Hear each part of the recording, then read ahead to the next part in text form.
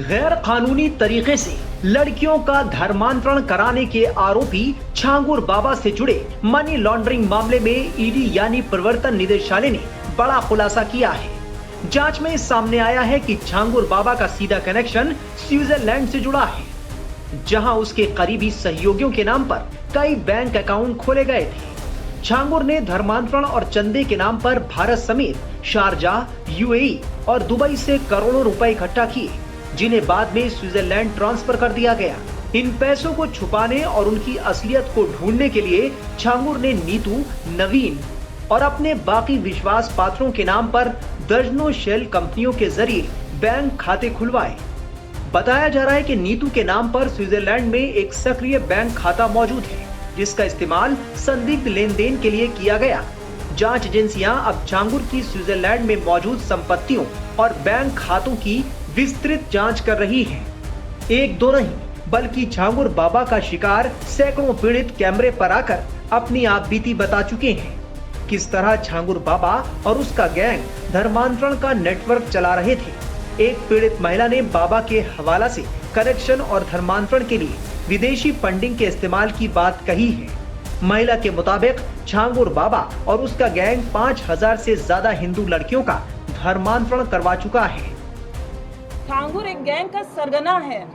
Gang का सरगना सारे काम को एग्जीक्यूट नहीं करता है, वो जो उसके अंदर में काम करते हैं वो करते हैं। इसमें गैंग के जो सक्रिय सदस्य हैं वो काम करते हैं। सरगना पकड़ा गया है। अगर आप उस प्लेस पे जाएंगे, पूरी बिल्डिंग को समीदोष नहीं किया गया है, आधी ही बिल्डिंग को तोड़ा गया है जो इलीगल थी, बाकी को नहीं तोड़ा गया है। मीडिया के जरिए से मुझे पता चला है कि आधी बिल्डिंग तो खड़ी है यूं ही, और किस पीड़िता को न्याय मिला है। ये खेल आज से नहीं चल रहा, बहुत पुराना चल रहा है। अगर इसमें कुछ नाम लिए जाएंगे, कुछ की अरेस्टिंग होगी, तो ये 40 साल पुराना खेल निकलेगा, जो सबूत के साथ मिलेगा आप सबको। जिसमें मेरे पास जो आया था लड़का, उसका नाम अमित था। उसका असली नाम था अबू आमिर अंसारी। उसने अपने आप को अमित इंट्रोड्यूस किया था, और अमित की पूरी फैमिली मुझसे मिली थी। उसकी पूरी फैमिली हिंदू इंट्रोड्यूस करके मिली थी मुझसे। छांगुर पीर बाबा से मेरी वर्ष 2019 में मुलाकात हुई थी चांदौलिया दरगाह में, जहाँ पे मैं गई थी। वहाँ का माहौल ही बड़ा अजीब था। वहाँ सिर्फ महिलाएं थी, उनका ब्रेन वॉश किया जा रहा था, उनको डाइवर्ट किया जा रहा था। क्योंकि मैं इस परिवार के बीच में रही हूँ, तो ये जो रेट लिस्ट आप देख रहे हैं आज जारी हुई है, ये रेट लिस्ट मुझे वहीं से पता चली थी कि कैसे रेट तय होता है, किस तरह से इसको एग्जीक्यूट किया जाता है, कैसे फंडिंग आती है, हवाला के जरिए कैसे पैसा आता है। जो चीज़ मैंने एसटीएफ में बताई भी है कि आज भी वो फंडिंग जो धर्मांतरण एटीएस की इतनी बड़ी कार्रवाई अभी नहीं हुई जितनी होनी चाहिए। मुकदमा पंजीकृत होने के बाद 2 धर्मांतरण और कराए गए हैं, जिसकी जानकारी एटीएस को है ही नहीं। प्रशासन इस लेवल की जांच कर रहा है। आप एफआईआर उठा के देखो, जिसमें 9 नामजद हैं, लेकिन 4 की गिरफ्तारी होती है। एफआईआर कब की है? नवंबर 2024 की। और गिरफ्तारी कब होती है? अप्रैल में। कुछ गिरफ्तारी कब होती है? अभी 5 तारीख को। क्यों सिर्फ 4 लोगों की गिरफ्तारी, 9 नामजद, और उसके अंदर ना जाने कितने नाम। अगर गिरफ्तारी का आंकड़ा निकाला जाएगा ना, तो 40 से 50 ऊपर पहुंचेगा, उससे कम नहीं रहेगा। और छांगुर के द्वारा 5000 से ऊपर लड़कियों का धर्मांतरण कराया जा चुका है।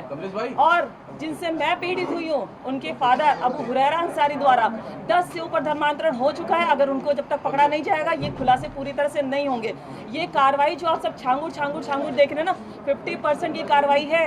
कोई अगर उत्तर प्रदेश का अगर मानी योगी जी अगर चला रहे हैं सरकार को, तो योगी जी सारे काम को नहीं करते हैं, उनकी टीमें काम करती हैं। उनकी टीमें किस तरह से काम करती है, ये मैटर करता है। तो इस गैंग का सरगना गिरफ्तार हुआ है, सक्रिय सदस्य तो हुए नहीं है। सक्रिय सदस्य ही तो धमकी दे रहे हैं, वही तो इस कार्य को आज भी कर रहे हैं। उस पर आज खोलेंगे जब उनको पकड़ा जाएगा। तब तक की राज पूरे खुलने वाले नहीं है, क्योंकि छांगुर एक मास्टरमाइंड था। उसने आप देखें तो प्रॉपर्टी उसकी ज्यादातर अपने नाम से नहीं है, दूसरों के नाम से उसने प्रॉपर्टी ली हुई है, दूसरों के नाम से वो खेल खेल रहा है। कोई भी सरगना अपने नाम से खेल नहीं खेलता है। फंडिंग हुई है, रेट तय किया गया है, फंडिंग का पैसा किसी पीड़िता को नहीं मिला।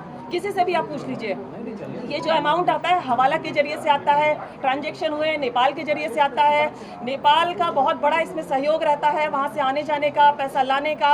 हवाला के जरिए से लखनऊ के अंदर मैंने जगह बताई है एसटीएफ को, किस जगह से पैसा आता है, कहाँ से लिया जाता है, कैसे ट्रांजैक्शन किया जाता है, कैसे डिस्ट्रीब्यूट किया जाता है। मैंने पूरी डिटेल उनको दी हुई है। और पैसा किसी पीड़िता को नहीं मिलता है, पैसा इनको मिलता है। जो गैंग का सरगना है वहाँ से डिस्ट्रीब्यूट होता है। उनके पास जो लड़के लड़कियां मुस्लिम है जो इनके धर्मांतरण के काम को करते हैं, उनको पैसा दिया जाता है। किसी को पैसा नहीं मिलता है, किसी पीड़िता को पैसा नहीं मिलता है।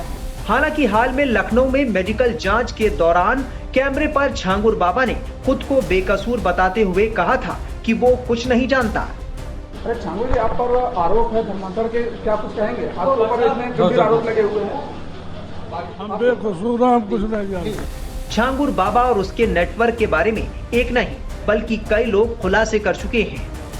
पूरी कहानी क्या है, कैसे वसीम आपके संपर्क में आया, और जब संपर्क में आया तो क्या नाम बताया, और छांगुर बाबा का आपकी पूरी कहानी में कितनी बड़ी भूमिका रही, कैसे उन्होंने धर्म परिवर्तन कराने के लिए बात की आपको? सबसे पहले नव भारत चैनल का मैं तहे दिल से धन्यवाद करना चाहूंगी सर, और साथ ही साथ मैं उस इंसान का भी तहे दिल से धन्यवाद करना चाहूंगी जिसके वजह से मैं जिंदा हूं और आज मैं कैमरे के सामने बैठी हूं, जो मुझे लाखों लोग करोड़ों लोग देखेंगे। उस इंसान का नाम है अतुल शर्मा, भारतीय मानव अधिकार सेवा संगठन के राष्ट्रीय अध्यक्ष हैं। उन्होंने मुझे बचाया है और मुझे जिंदा रखा है आज तक। सर, मैं कर्नाटका बेंगलोर की रहने वाली हूँ और मेरा काम है ब्यूटिशियन का। मैं प्रोफेशनल ब्यूटिशियन हूँ। और मेरी मुलाकात एक फर्जी आईडी पे इंस्टाग्राम के माध्यम से राजू राठौर की आईडी से हुई थी, जो इस्लाम धर्म उन्होंने छुपाते हुए एक इंस्टाग्राम की आईडी बना रखी थी राजू राठौर के नाम से। मतलब सनातन धर्म से जुड़ा बताया था। राजीव राठौर लगता है हिंदू नाम है। जी, राजू राठौर का मतलब है, राठौर का मतलब होता है राजपूत, और राजपूत और ब्राह्मण हमारा मेल होता है। जाट ब्राह्मण राजपूत क्षत्रिय जाति है, उसमें कोई वो दिक्कत नहीं है। मैं ब्राह्मण हूँ, तो वो हिंदू के जरिए से मैं बातचीत की और पूरी फैमिली हिंदू बन के बात करती थी उसकी मेरे साथ में, और वो पूरे लोग सहारनपुर घाना खंडी के रहने वाले लोग हैं। तो मुझे 2021 में बोला कि आप सऊदी आ जाओ, आपको यहाँ अच्छी कंपनी में जॉब लगवा दूंगा और यहीं शादी करके सेटल हो जाएंगे। राजीव ने बताया था कि वो सऊदी काम करता है? राजू राठौर ने, राजू ने बताया था कि वो सऊदी काम करता है। जी जी, उसने बताया था मैं सऊदी में काम करता हूँ। रियल नाम उसका वसीम है, और उसे इंस्टाग्राम की आईडी झूठ बना के राजू राठौर के नाम से, अभी जैसे राजू राठौर का नाम चेंज कर दिया, जैसे पुलिस का केस उठ गया छांगुर का, तो उसने राजकुमार कर दिया है और आईडी को प्राइवेट कर दिया। एक केपी डॉन नाम की आईडी खोली है, जिसमें अभी भी वो हिंदू महिलाओं को फंसा के उनसे बातचीत कर रहा है ताकि आगे ब्रैकेट चालू रहे। तो मैं इनको सऊदी बुलाया सर, वहाँ पे 2021 में मैं सऊदी चली गई। सऊदी जाने के बावजूद उन्होंने क्या किया, मेरे को फर्स्ट जद्दा एयरपोर्ट से लेके गए। उसके साथ अन्य व्यक्ति थे जो इसके गांव के लोग थे, देवबंद के लोग थे, मुरादाबाद के लोग थे। देवबंद के लोग भी थे शामिल? जी सर, ये रैकेट ये खाली उतरौली बलरामपुरा में नहीं है, ये पूरे सहारनपुर के अंदर फैली हुई है। ये एक जैसे कोरोना बड़ा इदारा है सहारनपुर का देवबंद, जहाँ के फतवे देश विदेश में माने जी जी जी, देवबंद जो है उसके भी कुछ लोग हैं, मुरादाबाद के भी हैं, मुजफ्फरनगर के भी हैं। उनके खातों में मैंने पैसे डाल रखे जो इन्होंने ब्लैकमेल कर करके डलवाए हैं। तो ये नेटवर्क जो है ना, कोरोना जैसे वायरस आया था उस वायरस की तरह ये बीमारी है, ऐसे फैला हुआ है ये नेटवर्क इन लोगों का। तो मुझे बुलाया वहाँ पे, उन्होंने क्या किया, बदर अख्तर सेंध की वहाँ भेजा। उन्होंने बोला, छांगुर को फोन कर दिया था तुरंत कि सोनू यहाँ पे लड़की पहुंच चुकी है, इसका धर्म परिवर्तन करवा दीजिए। तो छांगुर ने बोला कि मैं नहीं आ सकता, मेरी तबीयत खराब है और मेरे ऊपर पुलिस की नजर है। मेरा मुरीद है अदीदलाम शहर सऊदी के अंदर, बदर अख्तर सिद्दीकी, वो आके इसका धर्म परिवर्तन करवाएगा लड़की का। बातचीत आपके सामने हो रही थी? जी जी बिल्कुल, फोन पे, वीडियो कॉल पे। तो तीसरे दिन वहाँ पे बदर अख्तर सिद्दीकी आया और मेरे पे दबाव बनाने लगा। उसने बोला मैं और छांगुर बाबा, मैं उसे बाबा नहीं कहूंगी, मौलाना को, बाबा का नाम बहुत उच्च उस पे रखते हैं हम, ऐसे बाबा नहीं बना सकते, मौलाना है। तो उन्होंने बोला मैं और तुम दोनों एक ही है। हमने काफी गरीब लड़कियों को लाके यहाँ पे जो सऊदी में है, करोड़पति अरबपति शकों से निकाह करवाया, तेरे लिए भी अच्छा शेख देखेंगे। और नजर में मैंने मना किया, मैं समझ गई थी मुझे बेचने की तैयारी कर रहे हैं लोग। मैंने मना किया था, अश्लील वीडियो बना ली मेरी वहाँ पे। अश्लील वीडियो के आधार पर मुझे ब्लैकमेल किया गया। 3 महीने वहाँ पे मेरा शोषण होता रहा, बलात्कार करता रहा राजू राठौर वसीम। उसके बावजूद इन्होंने मुझे वापस कर्नाटका भेजा 3 महीने बाद। कर्नाटका आने के बावजूद मैंने पुलिस स्टेशन में शिकायत दर्ज करवाई। जब इन लोगों की पैसे की डिमांड बढ़ते चली गई, 10 लाख ऑनलाइन स्टेटमेंट है मेरे पास, अभी भी लेके बैठी हूँ मैं पास में। इन लोगों ने 25 अकाउंटों में मेरे से 26 अकाउंटों में पैसा डलवाया, अनदर जो देवगंज के अकाउंट है, मुजफ्फरनगर के अकाउंट है, गाँव घानाखंडी के अकाउंट है, पूरे यूपी के। मेरा तो यूपी में कोई रिश्तेदारी भी नहीं है, मैं तो कर्नाटका बेंगलोर की हूँ, मेरे तो पास में कोई रिश्ता ही नहीं है यहाँ पे। फिर यहाँ पे आने के बावजूद ये मेरे पे मारपीट करने लगे। मैंने पुलिस स्टेशन में शिकायत दर्ज करवाई, पुलिस वालों ने कोई मदद नहीं की। प्रशासन बिका हुआ है यहाँ पे, नीचे से लेके ऊपर तक का पुलिस प्रशासन बिका हुआ है यहाँ पे। सहारनपुर के अंदर मेरी कहीं से कोई मदद नहीं मिली। इसके अंदर बावजूद लगातार गौ मांस खाने की जो करते रहे, मारपीट करते रहे, मैंने मना किया। 2024 12 दिसंबर को फिर इन्होंने गौ मांस रखा मेरे आगे और बोले ये खाना पड़ेगा तुझे अब। नहीं तो फिर आप कर्नाटक से जब आपने मुकदमा दर्ज करा दिया तो दोबारा इनके संपर्क में आ गए? मुकदमा नहीं, वहाँ पे एक सूचना दर्ज करवाई थी, तो इनका गांव नहीं पता था ना सर मुझे उस टाइम पे, तो उन्होंने कॉल किया, तो अब इन्होंने इसके पाप ने इन्होंने मुझे यहाँ सहारनपुर बुला लिया था। तो 2024 में मैं सहारनपुर आ गई थी। फिर सहारनपुर आने के बाद इनका वो माइंड वॉश करते रहे, 1 महीना बंधक रखा बना के। मैं मौका पाके 2 जून को भाग गई घर छोड़ के। फिर इन्होंने मुझे मेरी वीडियो फोटो के ऊपर ब्लैकमेल किया। फिर इसका दोस्त है खालिक नाम का, वो मुझे बाइक पे बिठा के इनके घर ले गया। मेरे साथ मारपीट की, इन्होंने जम के कपड़े फाड़ दिए और मेरे को गौ मांस खाने के लिए मजबूर करने लगे और मेरे ऊपर नजर रखेगी कि मैं पुलिस को ना करूं। फिर भी मैं नजर बचा बचा के देहात कोतवाली के अंदर आके एप्लीकेशन देती रही, कोई भी एप्लीकेशन पे कार्रवाई नहीं हुई आज तक। उसके बीच 2024 12 दिसंबर को मेरे को धमकी दी कि गौ मांस का मैंने मना किया, तो इन्होंने बोला तेरा अशर ऐसा करेंगे अब कि तू जिंदगी में याद रखेगी।